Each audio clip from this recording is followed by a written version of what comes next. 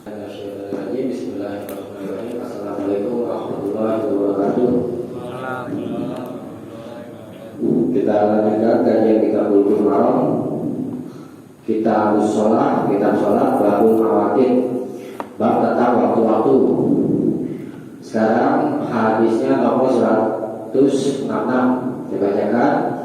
Wa Abi Barzah al-Aslami radhiyallahu ta'ala anhu qala, dan dari Abu Barzah al-Aslami semoga Allah Ta'ala meridhoinya, dia berkata, kana Rasulullah sallallahu alaihi wasallam yusalli al-asra, adalah Rasulullah sallallahu alaihi wasallam biasa salat asar, summa yarji'u ahaduna ila rahlihi fi aqsal Madinah. Kemudian yarji'u ahaduna, seorang di antara kami kembali ila rahlihi, ke rahlihi itu rumahnya, tempat kediamannya, fi aqsal Madinah, di ujung Madinah al-Munawwarah. Wa syamsu hayyatun, sedangkan matahari hayyatun, masih hidup. Wa kana yastahibbu ayu akhira minal isya. Wa dan kana yastahibbu, adalah Nabi sallallahu alaihi wasallam suka ayu akhira, mengakhirkan minal isya, salat isya. Wa kana yakrahu nauma qablaha, dan beliau tidak suka an-nauma, tidur, qablaha, sebelumnya, sebelum salat isya. Wal haditsa ba'daha, wadah al hadis di sini beromong-omong, berbicara ba'daha, setelahnya, setelah salat isya. Wa kana yanfatilu min sholatil ghadati hina ya'rifu rajulu jalisahu. Wa kana yanfatilu, dan Nabi sallallahu alaihi wasallam biasa selesai min sholatil ghadaah, dari sholat ghadaah pagi. Sini sholat subuh maksudnya. Hina, ketika ya'rifu rajulu, ketika ar-rajul, seseorang, ya'rifu, mengenal, jalisahu, teman duduknya, maksudnya teman yang di sebelahnya. Wa kana yaqra'u bisittina ilal mi'ah. Wa kana yaqra'u, dan adalah beliau biasa membaca bisittin, 60, maksudnya 60 ayat, ilal mi'ah, sampai 100. Muttafaqun alaih, disepakati atasnya, maksudnya diriwayatkan oleh Bukhari dan Muslim. Nah, kita ulangi, di hadis 166 ini membicarakan tentang sholat isya, sholat asar, kemudian sholat isya dan sholat subuh. Ya. Rasulullah biasa sholat asar, kemudian seorang di antara kami kembali, maksudnya setelah sholat. Seorang di antara kami setelah sholat asar kembali ke rumahnya fi aqsal Madinah, di ujung Madinah al-Munawwarah. Wasyamsu hayyatun, sedangkan matahari itu hayyatun, masih hidup. Maksudnya apa? Matahari masih hidup. Ai yasilu ila rahlihi, seorang di antara kami itu sampai ke rumahnya itu halal kamishamsi, sedangkan keadaan matahari itu hayyatun, masih hidup. Ai baydau, masih berwarna putih. Qawiyah al-asar, masih kuat pengaruhnya, yakni hararah, masih panas. Warna, dan warnanya wainarah, dan meneranginya. Jadi dimaksud dengan matahari itu masih hidup, warna matahari itu masih putih, tidak bercampur dengan kuning, gitu. Kemudian panasnya masih terasa, tuh, ya. Meneranginya juga masih jelas, gitu. Jadi yang dimaksudkan di sini adalah sholatnya di awal waktu. Yang di hadis sebelumnya kan tuh hadis 165 wasyamsu murtafi'ah, dan matahari itu masih tinggi tuh ya. Kemudian di hadis sebelumnya lagi itu 164 wasyamsu baydau naqiyah, sedangkan matahari itu masih putih bersih, yakni tidak bercampur dengan warna kuning tuh ya. Nah, ini awal waktunya itu. Kalau di 163 kan mulai waktu asar itu setelah waktu zuhur sudah habis, yakni bayangan seseorang itu sudah sama persis seperti bayangannya, ya. Bayangan satu benda sudah sama persis seperti pada bendanya selama belum hadir waktu asar, yakni sebelum habis. Maksud itu waktu permulaan itu ya. Ketika waktu zuhur sudah habis, maka langsung masuk waktu asar. Kemudian selama belum menguning matahari. Di hadis 163 ini menunjukkan batas akhir waktu sholat asar itu sampai matahari menguning. Tetapi di hadis yang lalu tuh yang sudah kita bahas, di hadis yang 173, man adraka raka'atan minal asri, siapa saja yang mendapati satu rakaat dari sholat asar qabla an tamtuka syamsu, sebelum matahari itu terbenam, faqad adraka asra, maka sesungguhnya dia telah mendapati sholat asar. Jadi batas akhir sholat asar itu sampai matahari itu terbenam berdasarkan hadis 173. Kalau di 163 kan matahari menguning. Kalau matahari menguning kan belum terbenam kan. Nah, berdasarkan hadis 173 sampai terbenam. Tuh, ya. Sekarang tentang sholat isya. Wa kana yastahibu ayyu akhira minal isya, dan Nabi suka mengakhirkan sholat isya. Wa kana yakrahu nauma qablaha, dan beliau tidak suka tidur sebelum sholat isya. Wal haditsa ba'daha, dan beromong-omong setelah sholat isya. Nah, kita bahas tentang mengakhirkan sholat isya. Yang lalu sudah kita bahas di hadis 163 batas akhir sholat isya. Di sini diterangkan waktu sholatil isya'i, dan waktu sholat isya itu ila nisfil lailil awsat, sampai tengah malam yang pertengahan. Tengah malam, pertengahan malam itu gimana? Oke ya, bos. Enggak, dibagi dua. Jam 6, jam 18 sampai hitung pertengahan waktu dari waktu terbenam matahari sampai waktu subuh. Jam 18.00 sampai jam 5 misalnya contoh ya Pak. Ya. Ini jaraknya berapa ya? Jam 11 jam. Kemudian dibagi dua, setengah 12 ya kan? Dibagi dua. Nah, itu pertengahan malamnya sampai setengah 12. Jadi hitung dulu jarak waktu dari terbenam sampai subuh. Kemudian dibagi dua. Tuh. Pertengahan malamnya.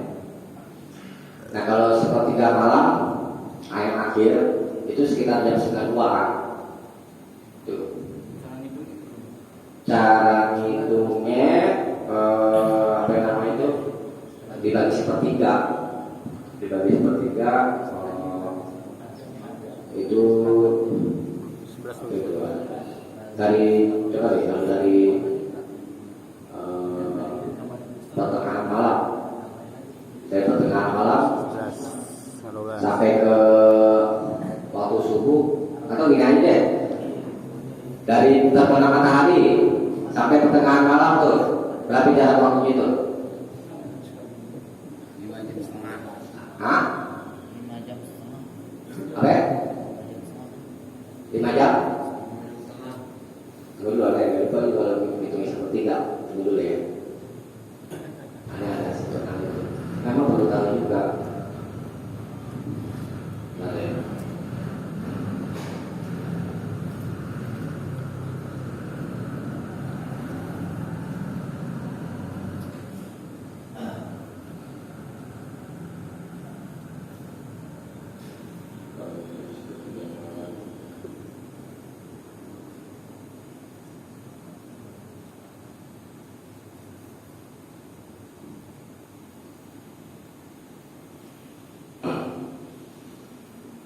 Jadi pertama kita cari dulu selisih perbedaan waktu antara waktu matahari tenggelam dengan waktu fajar terbit. Jadi dari terbenam matahari sampai waktu subuh seperti yang tadi itu ya kan, 11 jam ya kan, dibagi 3. Masih bagi 3 ya?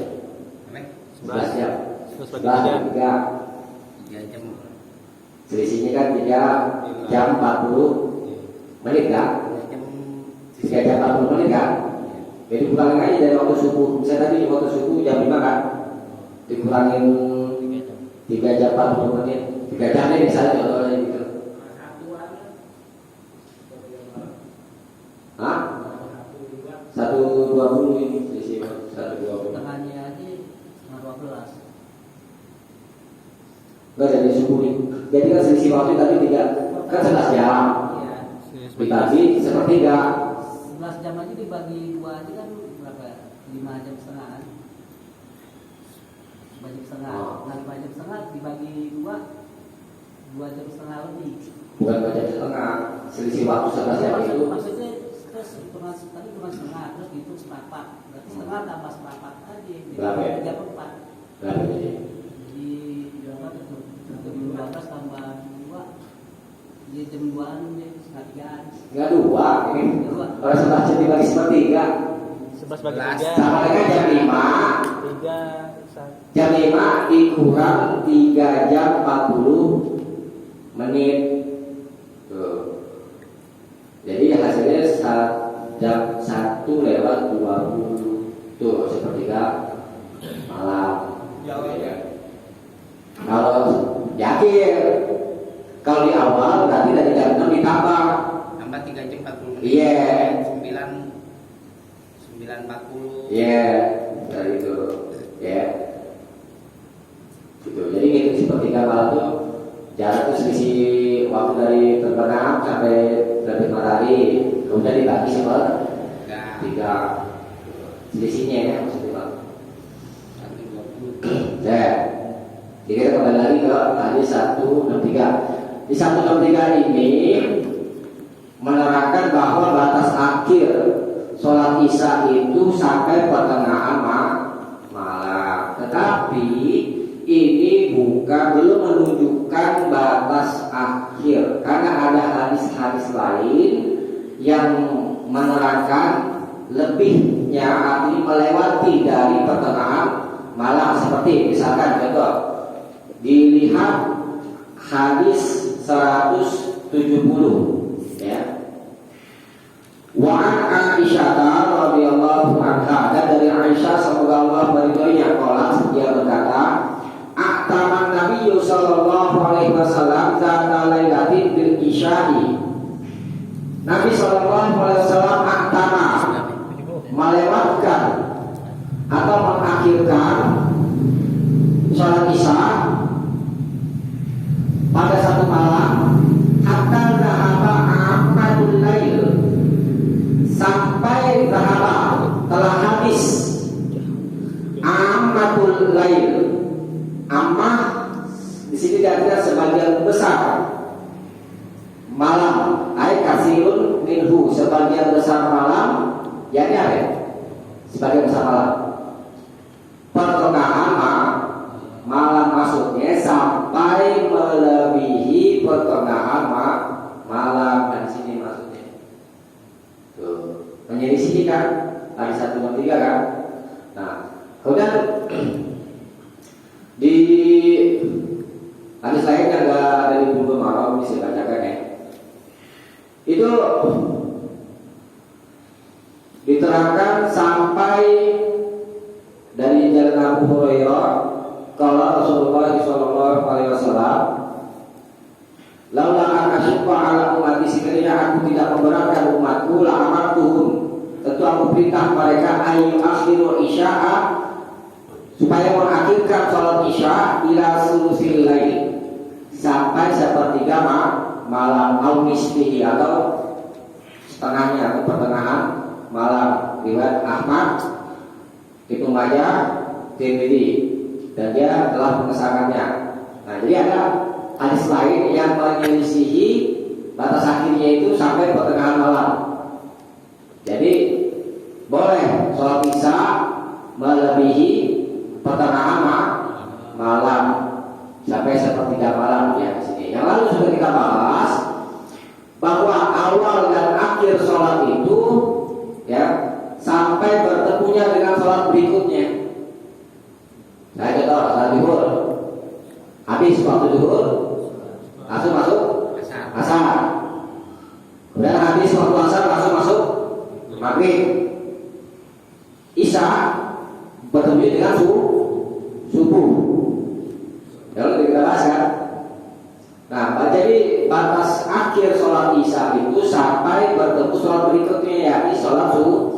Kecuali subuh, batas akhirnya tidak ketemu waktu zuhur. Karena ada keterangan secara khusus, yakni batas akhirnya sampai terbit matahari. Selain subuh, bertemu habisan waktunya itu sampai ketemu sholat berikutnya.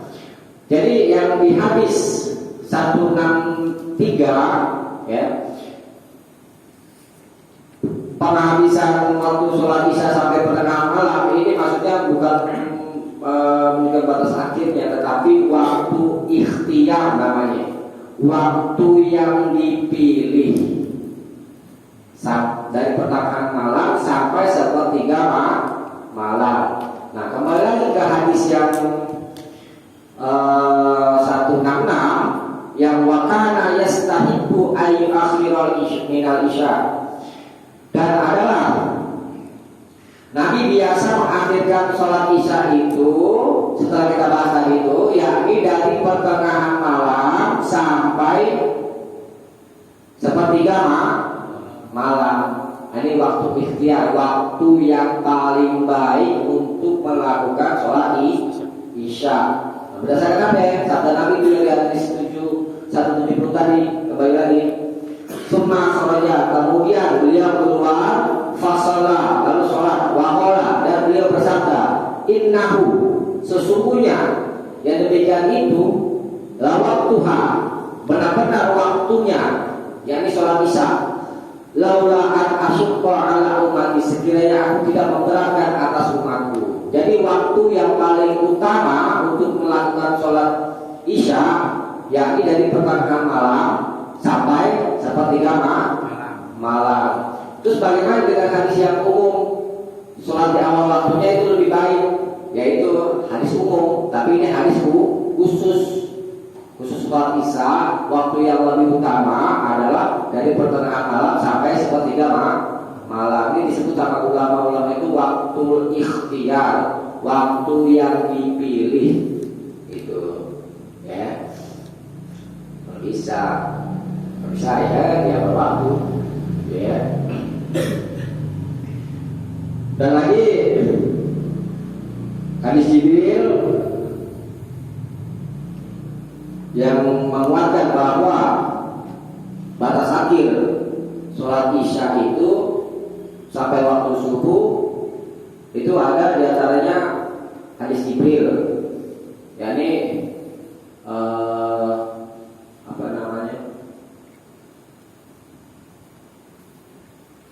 hingga tahapan isulail, sampai telah habis waktu pertengahan malam, atau kalau sulail, atau telah habis sepertiga malam, lalu beliau sholat isya.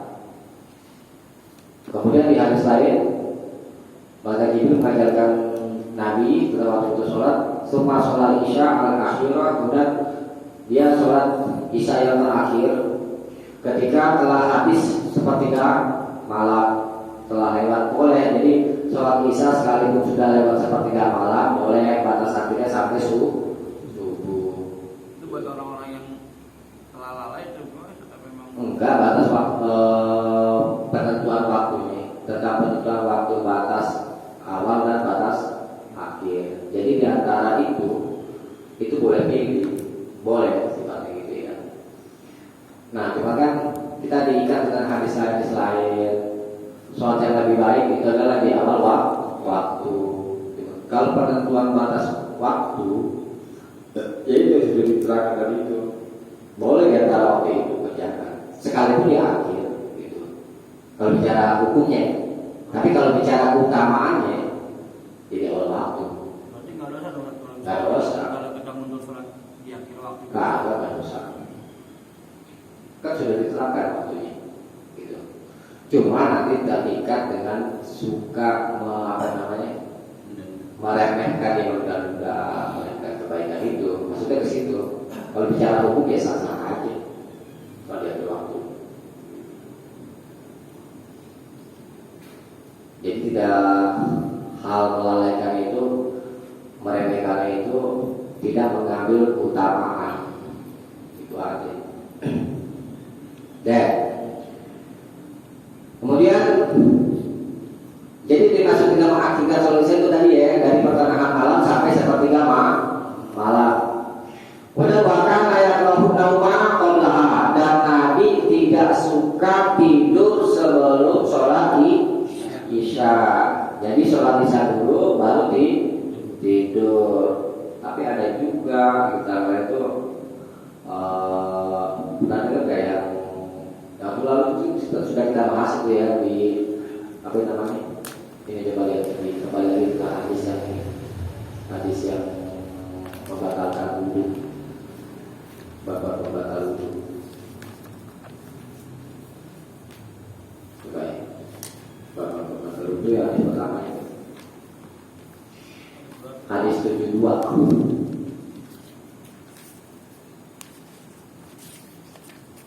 Menunggu isya sampai hingga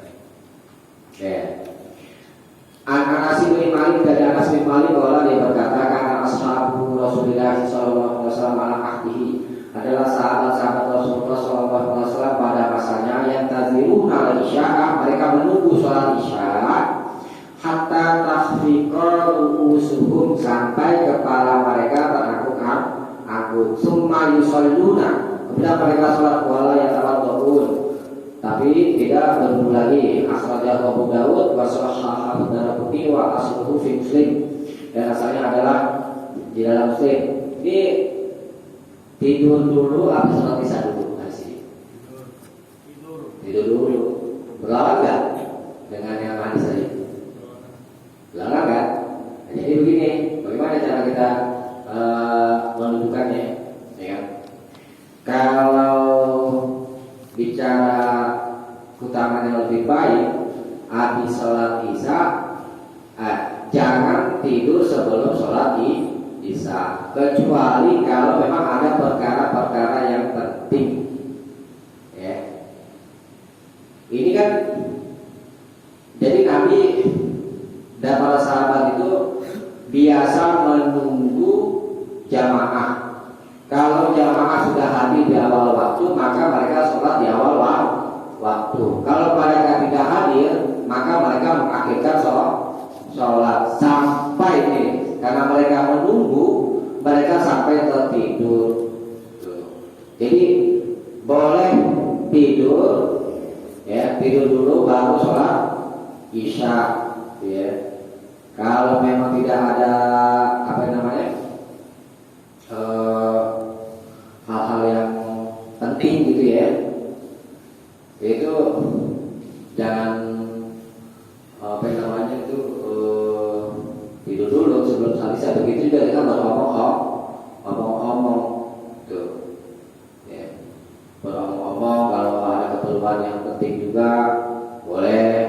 Kita nih habis sholat isya ngomong-ngomong, sholat isya belum? Jadi kalau ada perkara yang penting masih diperboleh. Boleh. Nah, kalau nggak ada hal-hal yang penting, ya, urusan agama atau yang lain, nah itu sebaiknya jangan sifatnya tidur. Tapi tidurnya nggak susah, tidur setiapnya nggak susah tadi. Tidurnya kayak berbalik. Jadi nggak tahu depan atau gimana. Kalau di sini duduk, apa yang namanya kata tafsir usaha itu ada orang pahami duduk, ya kan? Karena kan terlalu anggup. Mungkin kan kalau tidur, kalau berbalik nggak mungkin kan terlalu anggup, ya kan? Nah, ini mafhum namanya. Berdiri juga nggak mungkin, tapi bisa juga. Tapi ya orang sampai di dalam posisi berdiri kan kagak, dia duduk, ya kan? Makanya ada ulama pahami yang membatalkan wudhu itu kalau berbalik. Tapi ada hadis lain yang pernah kita bahas, itu mereka pada saat itu meletakkan lampu-lampu mereka yakni tidurnya dengan berbalik. Dan berikutnya, wakana yang fatilu min sholatil ghuda, dan adalah beliau selesai dari sholat subuh ketika seseorang mengenal teman duduknya dari satu. Ini pada waktu masa Nabi itu tidak ada lampu mesinnya, ya kan? Selesainya itu sampai cahaya itu masuk ke dalam masjid sehingga bisa mengenal teman duduk yang di sampingnya, teman sholat di sampingnya. Oh, di sini nih, kayak gitu maksudnya. Berarti awal lampunya nggak kelihatan. Karena gelap, karena ada lampu, gitu. Nah, ini menunjukkan bahwa Nabi sholat subuhnya itu di awal waktu, gitu. Sampai apa namanya cahaya itu agak sedikit menerangi. Ini berarti sholatnya lama apa enggak? Lama. Tuh bacaan itu lihat. Wakana yaqra'u bisitin, adalah beliau biasa membaca bisitin 60. Ini kalau pendek, yang paling pendek 60 ayat. Baru al-kafirun deh begini aja. Tapi ini siapa? Ngantuk lagi. Nah itu kalau pendek itu bacanya 60 ayat kira-kira gitu. Kalau panjang 100 ayat, itu maksudnya. Makanya disebut di dalam Al-Quran dengan Quran al-Fajr. Kok sholat subuh disebut Quran Fajr? Karena bacanya panjang gitu. Ya. Ini hukumnya sunnah.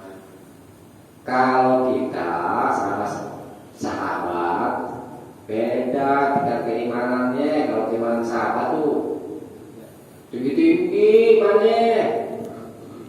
Kalau kita nih yang sekarang nih orang-orang nih yang kita sekarang ini jangankan baca Quran. Kenapa? Berapa ayat? 40. Baru amal ya tasawuf. Jadi dilihat juga dengan keadaan makmumnya. Ini benar sunnah bacanya panjang. Tapi kan Nabi juga gak suka memberatkan apa namanya umatnya gitu. Sampai umat di Jamal aja ditegur ya kan, bacain panjang-panjang Allah bertanggung jawab. Kata Nabi ente mau jadi tukang fitnah, jadilah makmumnya gitu kan. Jangan egois juga, atau amal lebih banyak. Banyak yang banyak.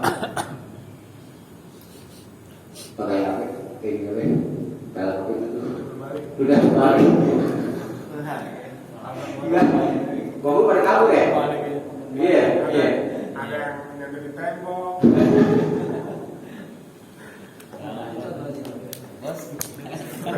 Kayak penggemar deh, penggemarnya terbalik. Deh, bisa dipahami ya.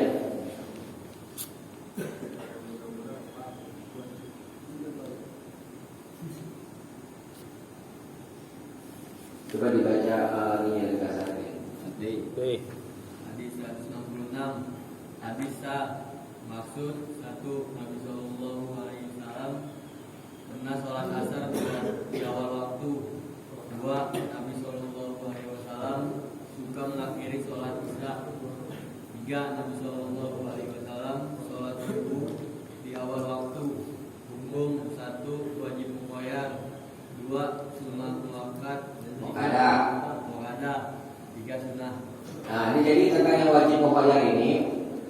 Wajib muqayyad itu yang boleh dipilih. Maksudnya Nabi SAW pernah sholat asar di awal waktu. Maksudnya sholatnya itu wajib, ya. Muqayyadnya itu boleh pilih waktunya mau di awal waktu atau tengah atau di akhir, gitu maksudnya, ya. Dan kalau yang utama kan sholat di awal waktu, ya. Kemudian Nabi suka mengakhirkan sholat isya itu, yakni hukumnya sunnah muakkad, sunnah yang ditekankan, ya. Sholat subuh di awal waktu hukumnya sunnah. Ya, sekarang hadis berikutnya 167. Wa indahuma, dan di sisi keduanya, maksudnya di sisi Bukhari dan Muslim, min hadis Jabir, dari hadis Jabir, wal isya'a ahyanan yuqaddimuha wa ahyanan yuakhiruha, dan sholat isya maksudnya Nabi, ya, kadang-kadang ahyanan, kadang-kadang yuqaddimuha, beliau mendahulukannya, wa ahyanan yuakhiruha, dan kadang-kadang beliau mengakhirkannya. Ini penjelasannya. Iza ra'ahum ijtama'u ajala. Apabila beliau Nabi ro'a, melihat mereka para sahabat, ijtama'u, telah berkumpul, ajala, maka beliau menyegerakan. Wa iza ra'ahum abta'a, dan apabila beliau melihat mereka abta'a, terlambat, wa akhara, dan terlambat ini semakna ini. Wa iza ra'ahum abta'u, dan apabila mereka Nabi melihat mereka abta'u, terlambat, akhara, maka Nabi mengakhirkan.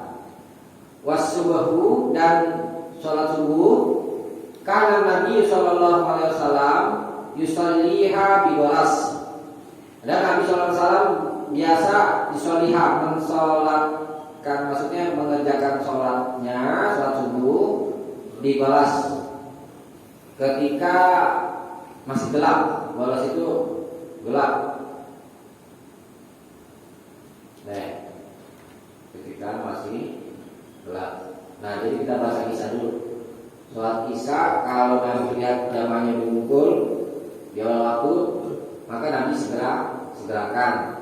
Kalau belum ngumpul, maka Nabi akhirkan. Nah, jadi dikaitkan dengan hadis sebelumnya, kenapa Nabi suka mengakhirkan sholat isya? Karena jamaahnya belum ngumpul. Itu ada batas minimal maksimal saja. Apa ya? Kan kalau kumpul, tapi di situ ada minimal maksimalnya berapa orang Nggak ada. Jadi, 2 orang kan disebut jamaah. Nah, tapi kalau di sini juga itu banyak, karena hukum itu kan lebih dari 2, lebih dari minimal 3. Nah, kalau mereka udah berkumpul di awal waktu, maka disegerakan. Dan kita kan udah ngumpul, ya kan? Ya, disegerakan. Ya. Kalau belum ngumpul, ya nanti diaturkan. Gitu ya. Jadi terikat dengan syarat ini, udah ngumpul atau belum, gitu. Jadi selalu kan tiap masuk kan ya waktu lah, coba ngumpul semua, ya kan, ada. Kemudian sholat subuh ketika masih gelap. Nah, itu sesuai dengan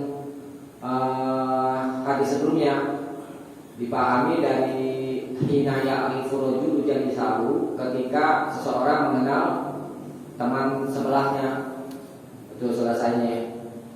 Jadi awalnya itu mafhum dari situ sholatnya itu pertama kali di awal waktu adalah ketika cahaya itu masih gelap. Jadi hadis 167 ini menunjukkan bahwa sholat subuhnya itu di awal waktu gitu maksudnya. Nah ini lebih tegas lagi nih hadis 168. Wali muslimin hadis Abi Musa dan bagi Muslim dari hadis Abu Musa fa'aqama al-fajr. Nabi mendirikan al-fajr, sholat fajar, hina ketika musyaqqal fajru, ketika fajar artinya. Ini enggak. Fajar ini cahaya. Ini dimaksudkan fajar sodik ya. Ketika fajar sodik insyaqqa telah pecah, maksudnya telah terbit. Wan nasu dan orang-orang para sahabat itu la yakadu ya'rifu ba'duhum ba'da. Hampir-hampir tidak mengenal sebagian mereka dengan sebagian yang lain. Artinya apa ini? Maksudnya masih gelap, kenal. Ada lampu soalnya. Nih sekalian, bawahnya lagi. Sholat subuh masih tentang sholat subuh. Wa Rafi' bin Khadij dan Rafi' bin Khadij radhiyallahu anhu semoga Allah meridainya kalau dia berkata kunna nusolli, kalau ada kana kemudian diiringi dengan fi'il mudhari itu mereka biasa ya. Kami biasa nusolli maghriba, salat maghrib. Hari kami salat maghrib ma'a Rasulillah sallallahu alaihi wasallam, bersama Rasulullah sallallahu alaihi wasallam. Fayang sharifu ahaduna, lalu seorang di antara kami yang sharif pulang dari masjid selesai.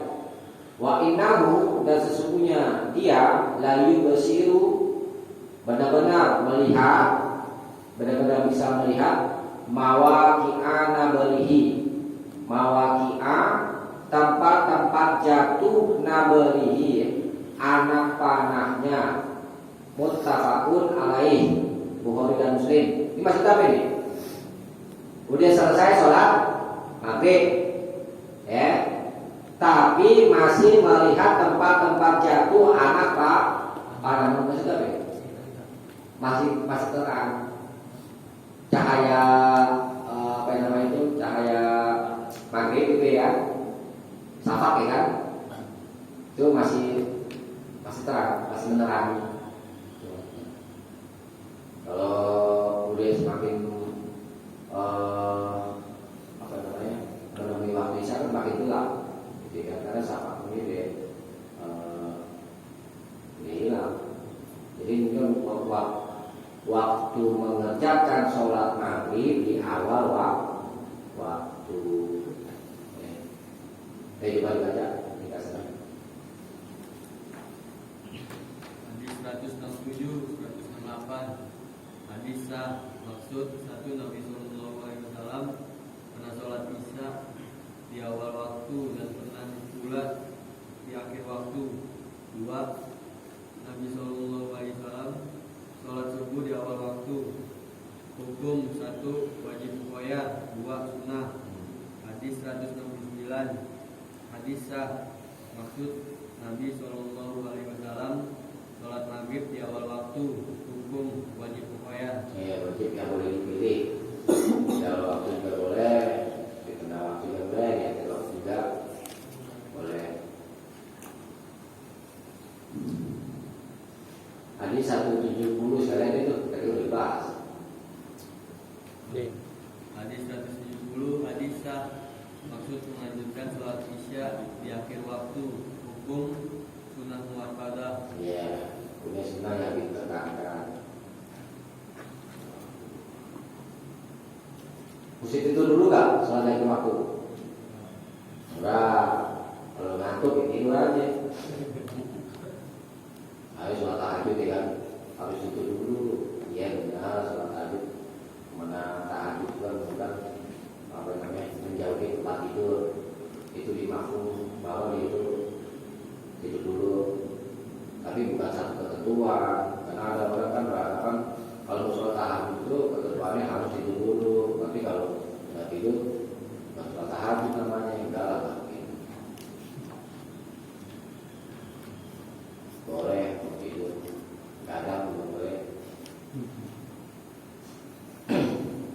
Dan sekarang hadis 171.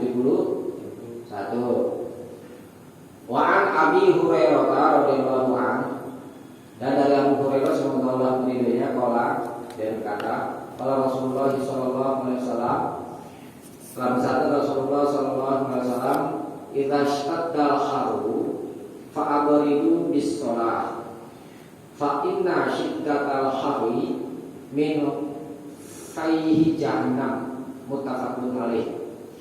Nabi bersabda, apabila istaddal har, istadda sangat, al-har panas, apabila sangat panas, fa'abridu maka dinginkanlah atau tunggulah waktu dingin bis sholat, untuk mengerjakan sholat. Fa inna syiddatal har, karena sesungguhnya sangat panas itu min faihi jahannam, dari faih hembusan atau didih jahannam, neraka jahannam, muttafaqun alaih, disepakati oleh Bukhari dan Muslim. Nah, hadis 171 ini menerangkan tentang sholat zuhur. Ya. Zuhur kan panas kan, terik matahari. Ya. Jadi waktu zuhur itu setelah bergesernya matahari. Nah, kalau sudah bergeser matahari dan cuacanya masih panas, gitu ya, tunggu waktu dingin. Kalau dulu nggak ada AC, sekarang ada AC, nunggu nggak? Oh, enggak. Dulu saking panasnya itu mereka itu sholatnya itu pakaian itu ada sekali kali di tempat apa namanya itu sejutnya karena panasnya kan pasti. Nah, fa'abridu ini amr, fi'il amr, yakni perintah. Hukum asal perintah itu menunjukkan wajib. Jadi berdasarkan hadis ini, menunggu waktu dingin itu hukumnya wajib.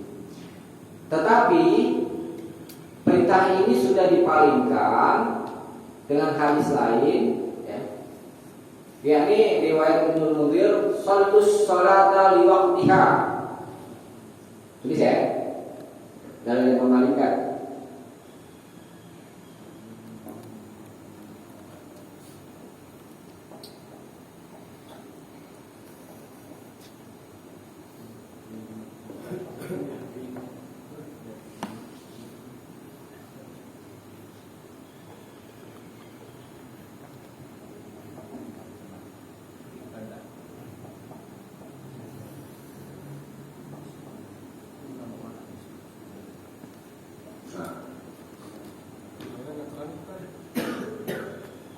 Sallu tidak amal, perintah juga.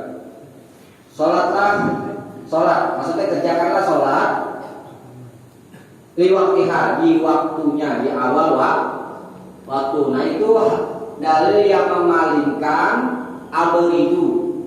Kalau abridu kan ini kan menunda ya kan, ditunda sampai waktu dingin. Tuh. Tapi berita ini sudah dipalingkan. Maka hukumnya sunnah menunggu waktu dingin, kalau pakai AC. Boleh Nabi juga pernah juga sholat zuhur itu bil hajirah. Dari jalan Jabir, Nabi bisa aja deh, ya.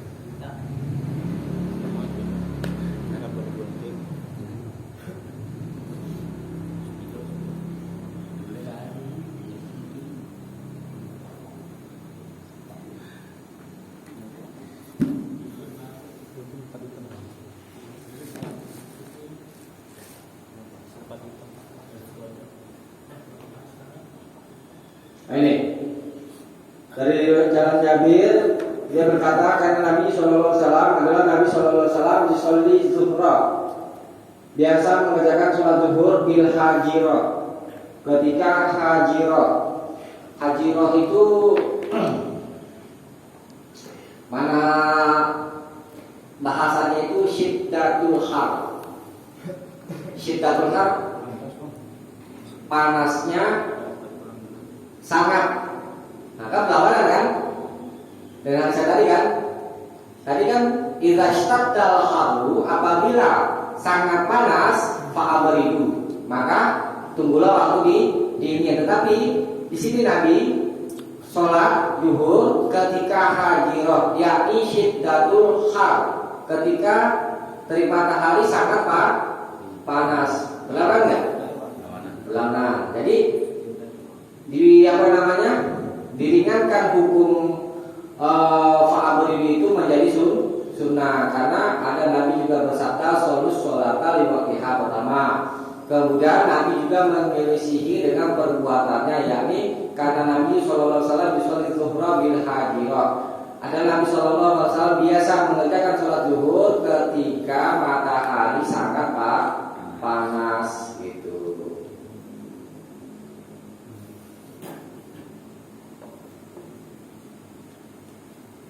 Nah, kemudian di hadis ini juga menunjukkan bahwa neraka jahanam itu sudah ada tuh.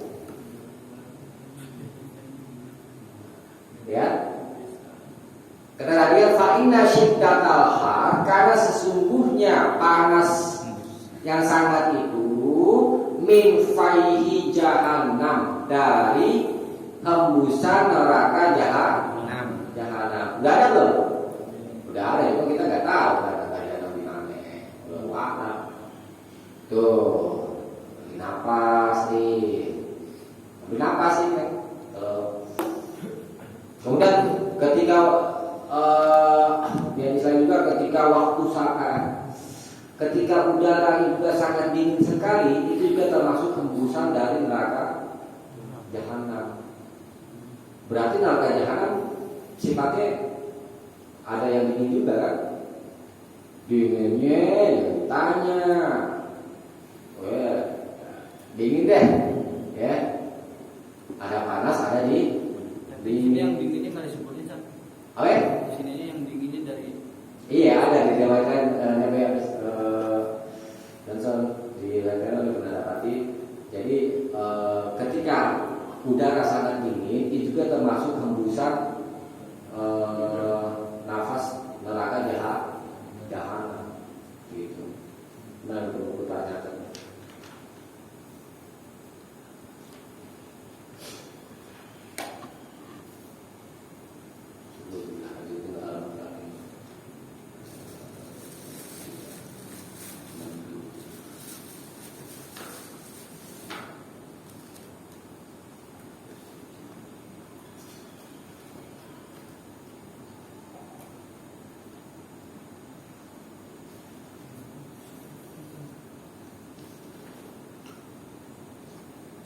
Jadi ya, lalu lupa banyak.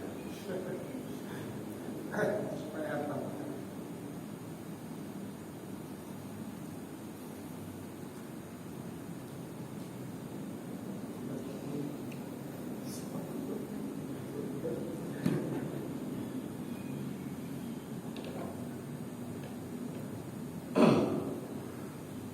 Bapak dibaca ringkasannya.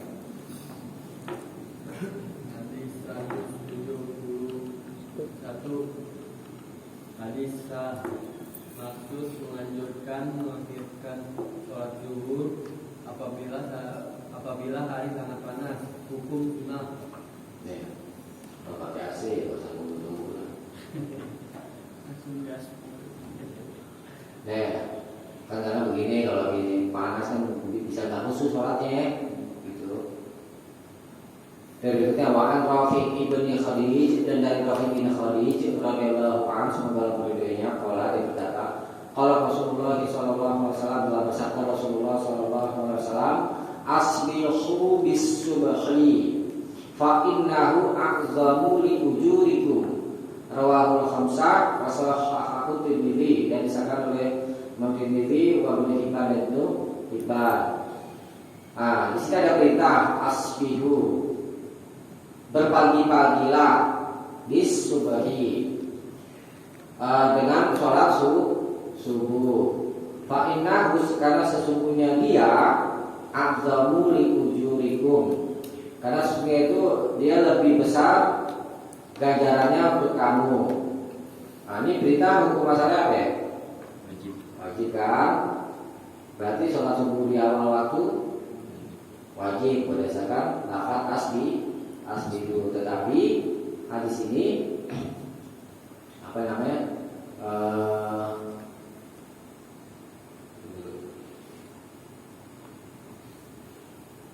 Asbihu ini hukumnya maksudnya anjuran, hukumnya sunnah. Karena Nabi juga pernah sholat bersama malaikat Jibril. Itu sholatnya itu ketika matahari itu hampir terbit. Itu satu hadis Jibril. Kemudian di sini juga menunjukkan ganjaran fa'inah ini sebagai ilah hukum, sebagai dari malaikat, karena sesungguhnya dia itu lebih besar ganjarannya. Itu termasuk dalil yang memalingkan. Jadi sholat subuh di awal waktu itu hukumnya sunnah. Dan lagi hadis yang bawahnya juga itu sekalian lagi deh ya. Man adraka minas subhi, siapa saja yang adraka mendapati minas subhi, dari sholat subuh rakaatan. Ini diartikan satu rakaat, bukan satu rukuk. Qabla an tatlu asy-syamsu, sebelum matahari itu terbit. Ini diartikan waktu apa yang di awal nih? Ini termasuk dari yang membalikkan lafaz asbihu juga. Gitu. Yang di atas itu tadi, ya kan?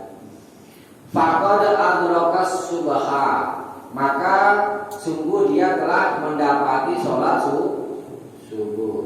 Waman adraka raka'atan, dan siapa saja yang mendapati satu rakaat minal asri, dari sholat asar, qabla an taghruba asy-syamsu, sebelum matahari itu terbenam, faqad adrakal asra, maka sesungguhnya dia telah mendapati sholat asar. Muttafaqun alaih.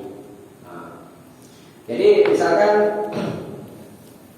sudah hampir terbit matahari, ya kan?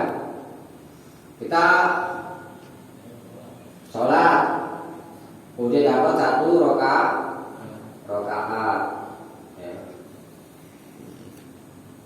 Kemudian matahari itu terbit, belum selesai rakaatnya, maka ini tinggal kita teruskan rakaat yang kurang, walaupun sudah terbit matahari. Hari ini pengecualian, ya, pengecualian kan nggak habis kan waktunya.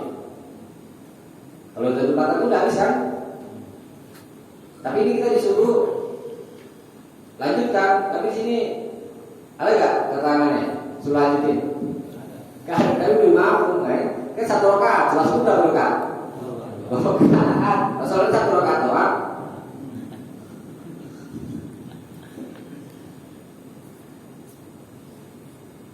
Dan nih,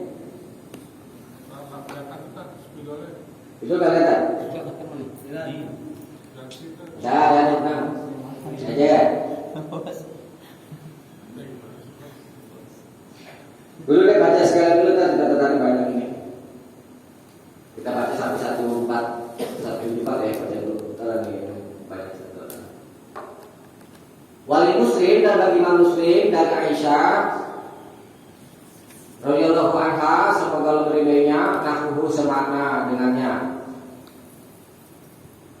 Semakna dengan hadis 173 waqala, tapi beliau bersabda sajidatan, apabila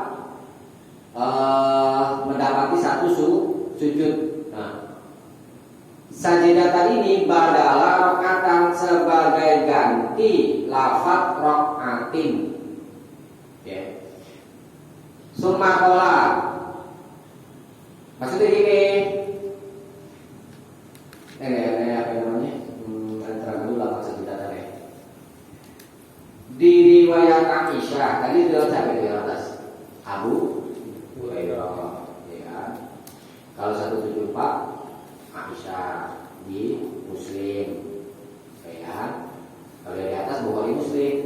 Di riwayat Muslim dari jalan Aisyah tersebutnya sajadatan. Sajadatan apa ya? Satu sujud, ya kan? Arti bahasanya, ya. Nah, ini badalah rokatin, badala itu sebagai ganti lafaz rokatin. Rokatin tuh, maksudnya di atas tadi tuh. Lafaz kita tersebut man adraka minas subhi rokatan. Lafaznya rokatan kan? Tapi kalau di riwayat Aisyah di Muslim itu tersebutnya man adraka minas subhi sajadatan, gitu maksudnya. Paham? Paham enggak? Nah, ini gua berarti.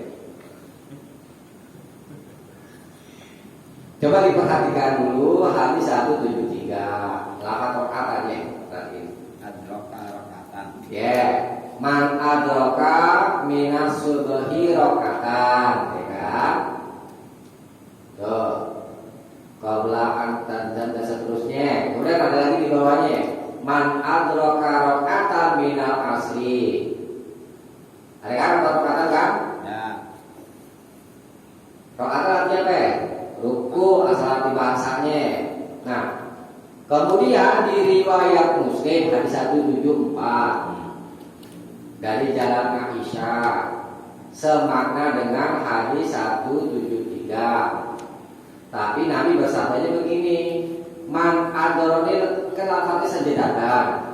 Ini lengkapnya begini, man adroka minas subhi sajadatan. Itu lafaz 174. Di riwayat Muslim disebutnya begitu. Begitu juga yang bawah itu waman adroka rokatan dengan 173 dari jalan Abu Hurairah. Tapi di riwayat Aisyah di Muslim lafaznya pakai sajadatan juga, man adroka waman adroka sajadatan gitu. Yang di bawah itu tersebut.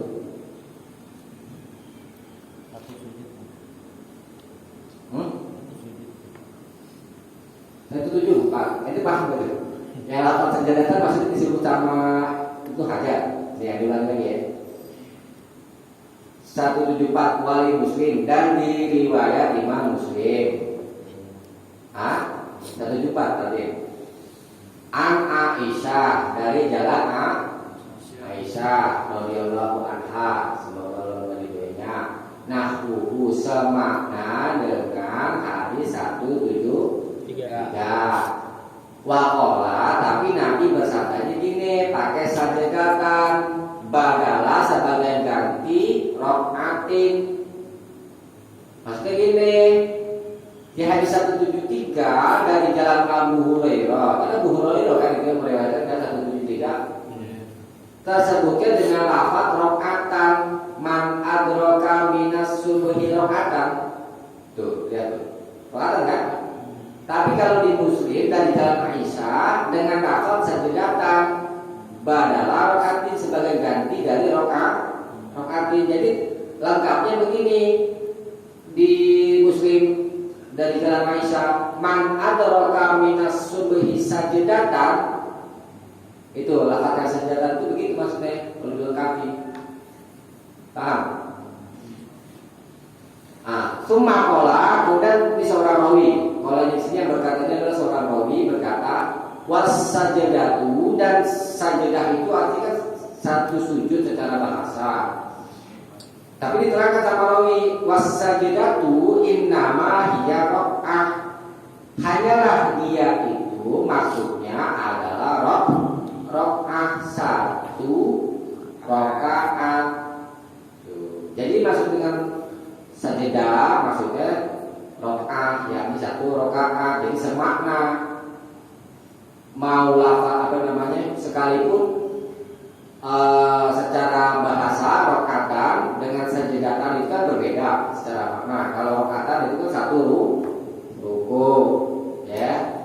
Kalau sajidatan 1 sujud. Nah, tetapi ini maksudnya sama rakaatan dengan sajidatan, yakni 1 rakaat ini namanya menyebutkan sebagian, maksudnya keseluruhan gitu, ya. Nah, jadi diartikan 1 rakaat, bukan 1 ruku atau 1 sujud gitu. Kalau udah dapat 1 rakaat, ya, dari sholat subuh sebelum terbit matahari, maka dia sudah mendapati sholat subuh. Rakaat dari apa sampai mana? 1 rakaat. Hah? Dari awal itu, dari Al-Fatihah, ya kan? Ya dari takbir, ya, takbir sampai sujud yang kedua. Bagi lagi itu 1 rakaat, ya kan? Kalau misalnya nggak dapat 1 rakaat, dapat nggak tuh? Hah? Enggak dong. Nggak dapat 1 rakaat, tapi boleh nggak ngelanjutin? Boleh. Itu karena kalau di sini kan terdiri 1 rakaat, mesti dapat 1 rakaat, baru dia mau melanjutkan setelah terbit matahari, baru boleh kan? Tapi kalau nggak dapat 1 rakaat, gimana? Udah dapat belum? Baru takbir lagi gitu. Hah? Baru takbir gitu. Ya Baru mulai gitu. ya, misalnya kalau sholat sendiri sih masih dapat 1 rakaat, ya kan? Dari awal. Di sini nggak. Tapi nggak juga, apa? Tapi di sini kan nggak jelasin. Apinya? Sebelum dapat 1 rakaat. Iya, kalau di sini nggak jelasin. Man adroka minas subhis rakaatan. Siapa saja yang telah mendapati sholat subuh 1 rakaat, betul. Di sini mestinya 1 rakaat harus jatuh dulu nih, nanti kita bandingkan ya.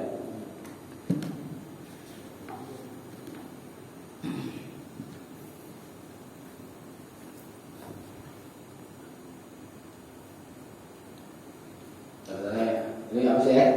Bos. Apa bos? Senang aja bos. Mulai tegang nih masalah.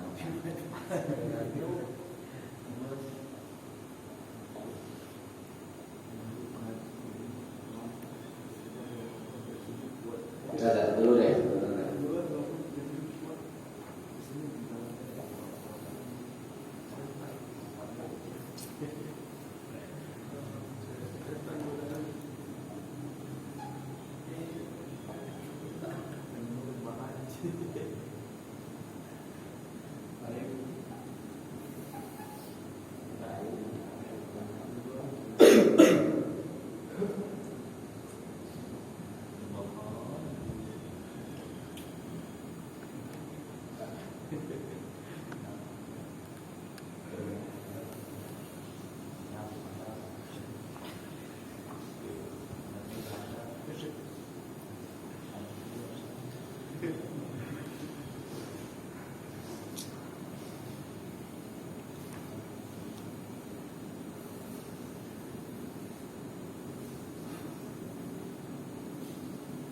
Ini lapatnya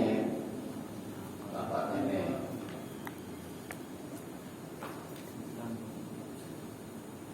Man adroka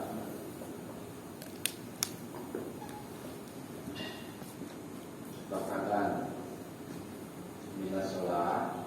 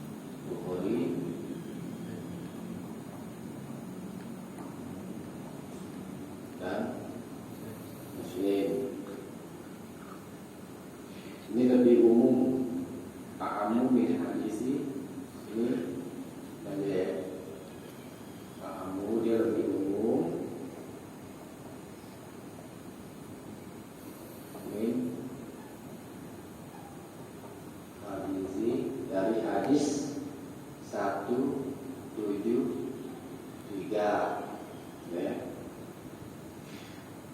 Kemudian bawahnya lagi tidak adroka sajidatan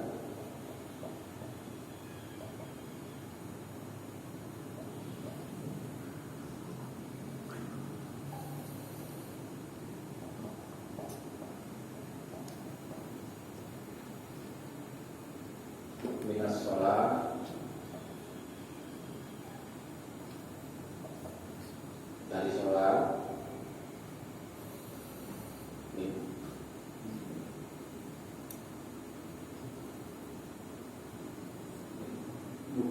min sholat asr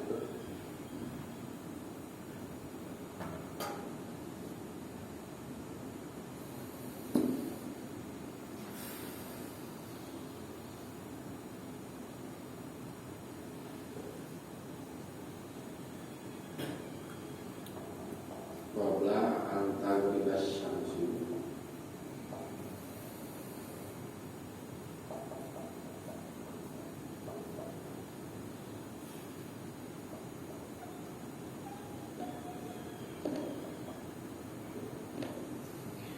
Falitima sholatahu.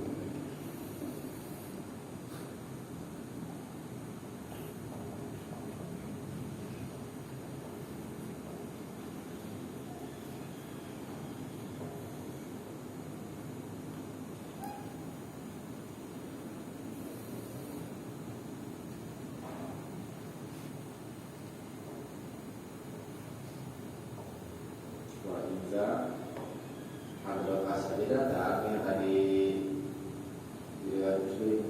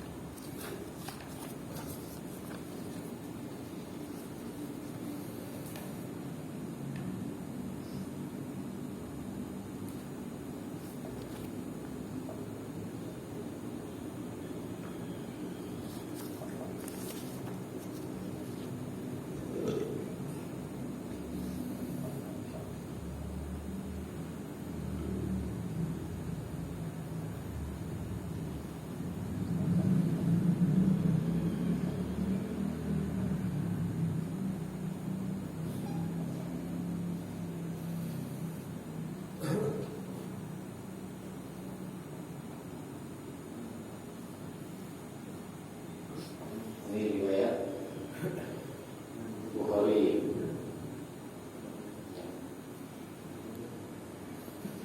Man adroka rakaatan, siapa saja yang mendapati satu rakaat dari sholat. Sholat apa aja? Kalau ini kan ni'am nih. Takut adroka sholat ini enggak Kalau di hadis tadi kan sholat subuh dan sholat asar, ya.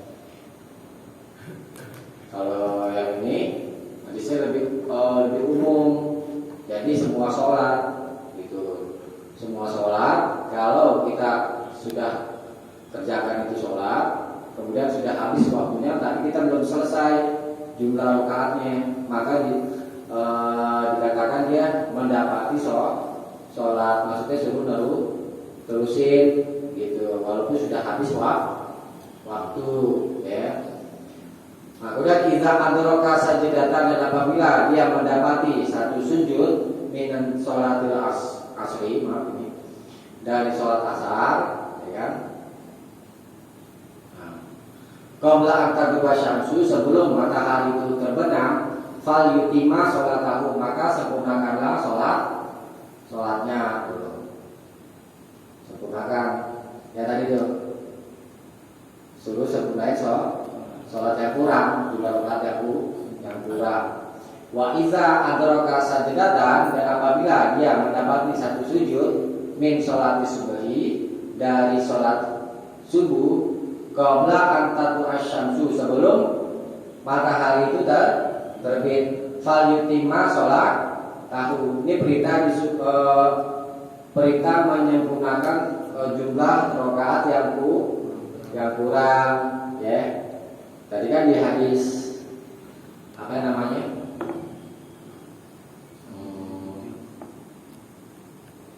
174 kan gak diterangkan ya tentang validima sholat tahunya. Nah, itu kan di sini. Nah, kemudian bagaimana kalau dapat satu rakaat? Yaitu berdasarkan umuman, ya. Karena ruku sujud termasuk bagian dari rakaat. Ketika kita takbir misalnya, ketika kita sudah bertakbiratul ihram, ternyata mataharinya udah terbit misalnya, nah itu juga sudah dikatakan mendapati sholat. Itu disuruh sempurnakan sholatnya yang kurang gitu.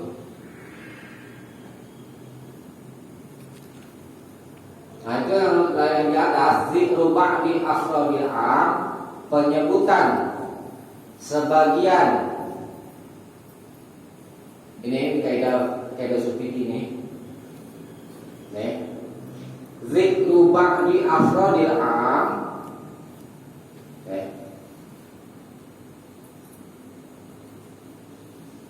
Bihukmihi, dengan hukumnya, la yukhassisuhu, dia tidak khususkannya. Ini perhatikan. Pertama tentang sholat dulu, ya. Sholatnya tadi disebutkan adalah sholat asar dan sholat subuh, ya. Nah ini lafaz sholat yang di hadis ini kan umum, ya kan? Ya, yang disebutkan adalah sholat asar dan sholat subuh. Nah, zikru ba'di afrodil am, penyebutan sebagian satuan-satuan yang am, ya, ini kan satuan-satuan yang am, asar, subuh, atau apa? Zuhur, itu bagian-bagian dari lafaz am. Tetapi di sini disebutkan sholat asar dan sholat subuh. Nah, penyebutan sebagian dari lafaz-lafaz yang am, satuan-satuan dari yang am itu bihukmihi, bersama hukumnya, la yukhassisuhu, maka dia tidak mengkhususkannya, maksudnya tentang belum sempurnanya sholat, kemudian sudah habis waktu, tidak khusus sholat asar dan sholat subuh aja, sholat zuhur dan yang lainnya itu juga berlaku. Kita sholat zuhur nih, ya kan? Dan habis waktu tapi belum sempurna rakaatnya, belum selesai, ya kan? Nah, diteruskan. Terus satu orang berkata misalnya, kan di situ disebutin cuma sholat asar dan sholat subuh doang. Nah ini berlaku dengan kaidah ini. Penyebutan sebagai lafaz yang am, satu-satunya am, tidak berarti mengkhususkannya tak. Jadi tidak khusus sholat asar dan sholat subuh di tentang masalah ini, gitu, ya kan? Nah, tentang rokaat tadi, ya kan? Rokaat, jelas di sini disebutkan dengan lafaz rokaat. Rokaat secara bahasa artinya apa ya? Ruku. Sajidatan arti bahasanya apa ya? Sujud, ya. Tapi di sini secara makna adalah satu rokaat, gitu. Nah, bagaimana kalau belum dapat satu rokaat baru takbiratul ihram. Udah jam maghrib. Dalam satu rakaat belum nih? Belum. Tapi termasuk dia ke dalam keumuman, yakni walaupun masih dapat takbiratul ihram dan disuruh mulai sholat itu, ya kan? ternyata sudah masuk waktu azan maghrib misalnya, maka tetap diperintah fal yutimma sholatahu, Gunakan. suruh sempurnakan, walaupun belum dapat satu rakaat secara utuh, gitu. Bisa dipahami? Dijelaskan?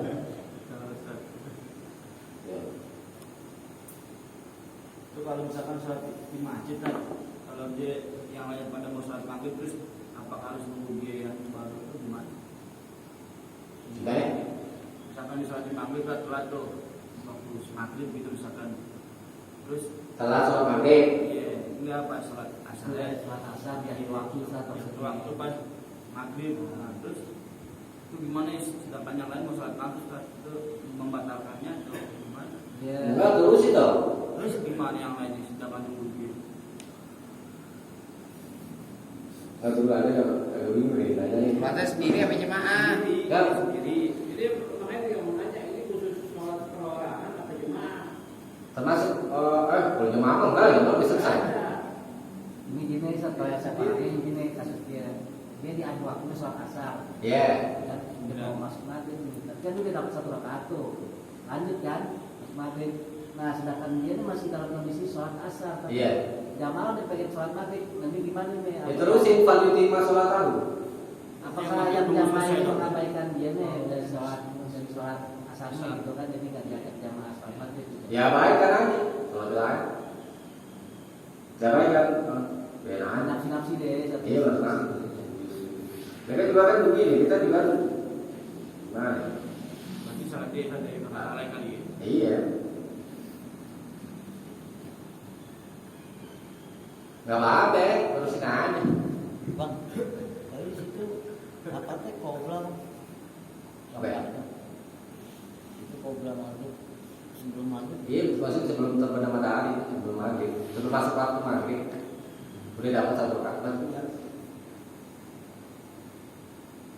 Apabila telah dapat satu sujud dari sholat asar, oh iya, qobla ganti lagi, maksudnya qobla sebelum terbenam matahari. Ini sambungannya ya di sini, sebelum terbenam matahari udah dapat satu sujud, ya kan? Kemudian udah masuk waktu sholat maghrib, ini ceritanya begitu. Udah masuk waktu sholat maghrib, udah habis kan waktunya, disuruh fal yutimma sholatahu, suruh sempurnakan walaupun sudah habis gitu. Ya. Nah ini nanti di habis ini, ya. Nanti ada pembahasan tuh tentang ini nih, man androka rokatan. Itu kalau orang makmum masbuk, ya, itu dapat satu rokaatnya itu ukurannya gimana? Tuh, ini nanti jadi pembahasan ini. Baru tanya ini. Hah? Baru tanya? Dihitung satu rakaat mulai dari mana itu? Oh iya. Jadi satu rokaat itu dari awal itu apa namanya? Al-Fatihah lah, karena kita bermakmum ya kan? Ya. Jadi hitungan satu rokaat itu dimulai dari Al-Fatihah dari awal sampai akhir. Sujud terakhir. Tuh, satu rakaat itu. Jadi dari awal. Bagaimana kalau di tengah? Semuanya udah termasuk satu kan belum? Udah masuk satu rakaat belum? Belum. Karena Al-Fatihahnya nggak tunai. Sempurna. Ada orang artikan rokaatan itu yang hadis ini. Kembali ke hadis ini. Dia hadis apa namanya? Hadis 173. Man adraka minas subhi rakaatan, kemudian man adraka rakaatan minal asri, ya. Ada ulama artikan siapa saja yang telah mendapati satu ruku, maka dia telah mendapati satu rakaat.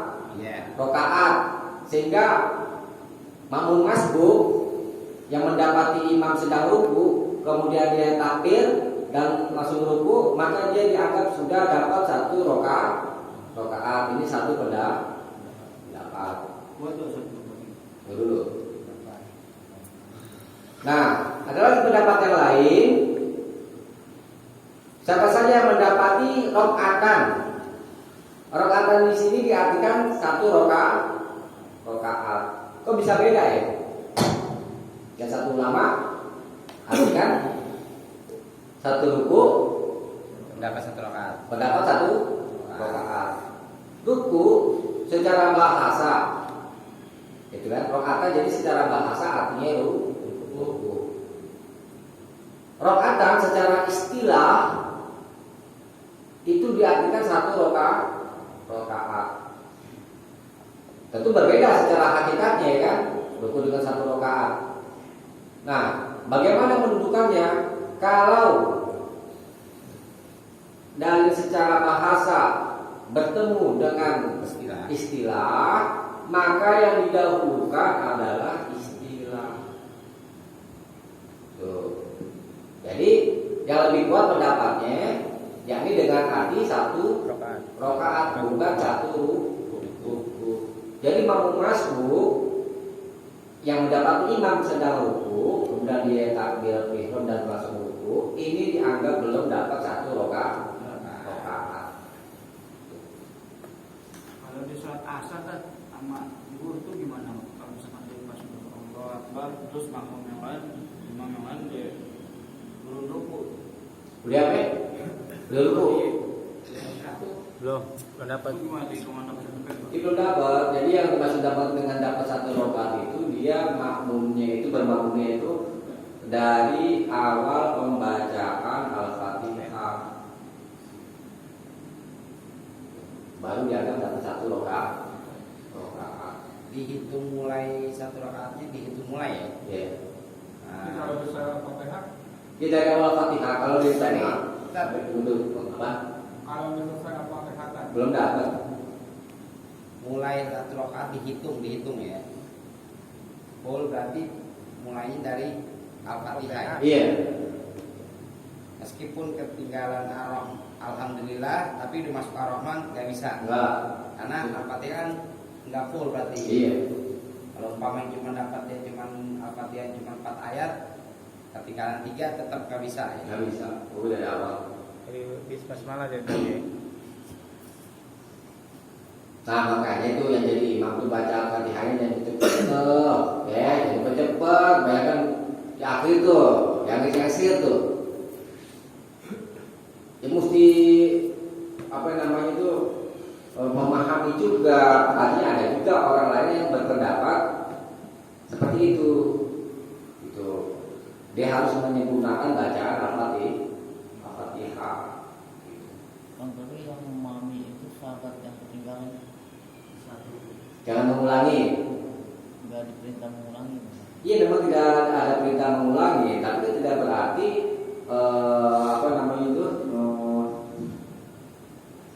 tidak berarti di situ menunjukkan orang yang dapat satu rakaat yang dapat satu ruku mendapati satu rakaat gitu. Dari hadis itu belum menunjukkan seperti itu. Bagaimana satu menunjukkan kan nggak sebelum nambah satu rakaat. Ini tuh kali 5 sholat asar. Sempurnakan sholatnya. Ini beritanya tegas. Kali 5 sholat asar. Man adroka rakaatan. Jangan itu. Man adroka sajidatan. Ini diartikan satu sujud habis satu rakaat. Coba.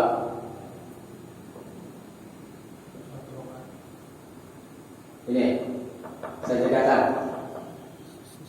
Itu tadi hadis itu. Tuh. Innama sajidatu awas sajidatu innama hiya rakaat. Tuh.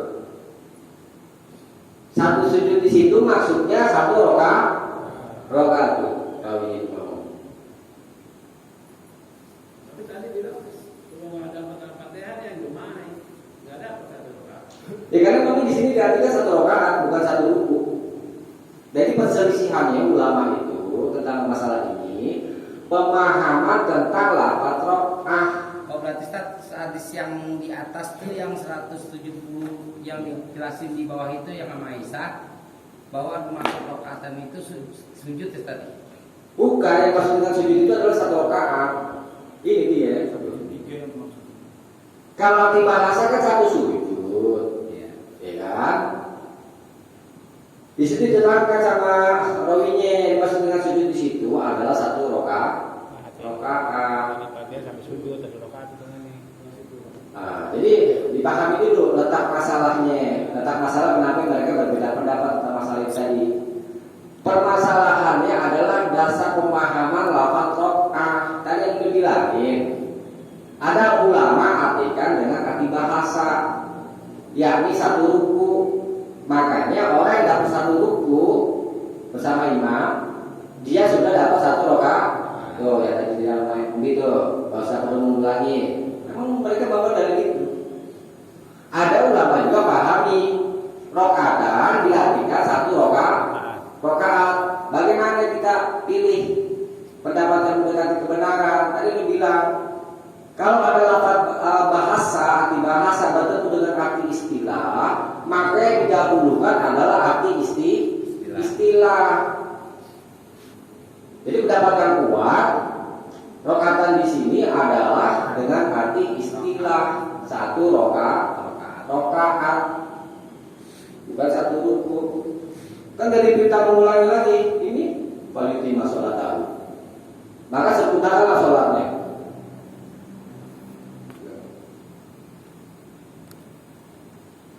Karena kan jangan kamu mengulangi di situ, memang sebagai umum.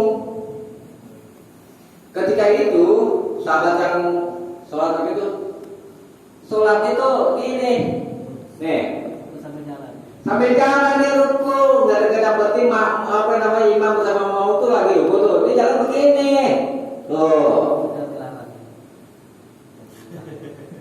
Kata jangan kamu ulangi lagi bisa tertuju kepada itu, bisa tertuju kepada itu dia tadi.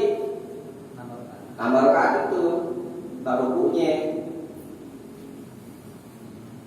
Tapi kalau ketinggalan misalkan aku udah Al-Fatihah, kemudian kita tunggu dulu tak, tunggu sujud selesai baru mulai naikkan rakaat. Enggak, langsung. Berarti kita Ikutin. sholat satu rakaat lah gitu. Iya, kurang. Ulang satu rakaat gitu tak. Iya. Kalau udah Al-Fatihah udah mulai ya. Dari awal. Jadi Al-Fatihah memang harus full ya. Harus full Pak. Bukan dapat sampai amin. Kalau amin ada kan yang bilang asal ketemu pernah yang ada yang bilang. Iya. Kalau sampai amin dapat sudah dapat. Padahal enggak ya. Harus full ya. Harus full. Apa? Sempurnakanlah, lengkapi gitu. Sempurnakanlah. Saya tetap baca kita dulu tadi. Iya, baca kita wajib.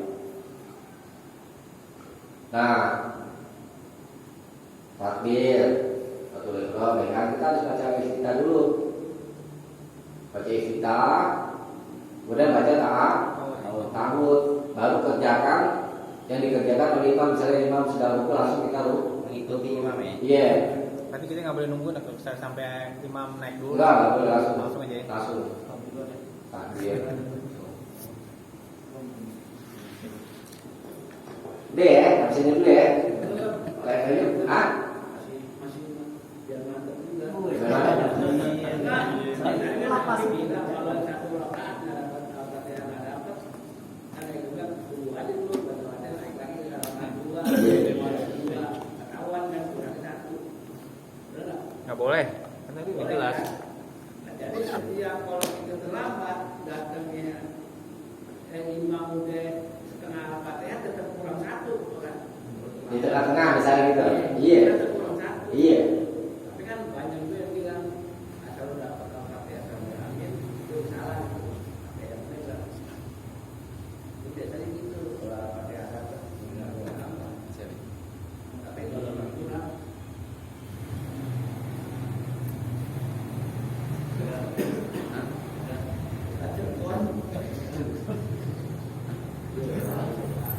Depan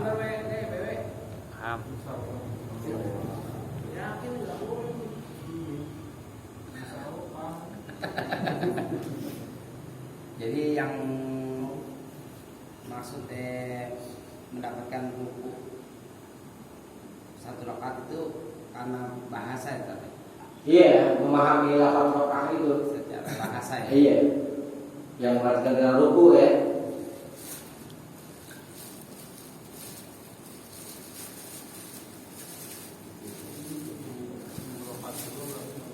Coba dulu sampai sini. Mudah-mudahan ada pertanyaan. Kalau tidak, mohon maaf.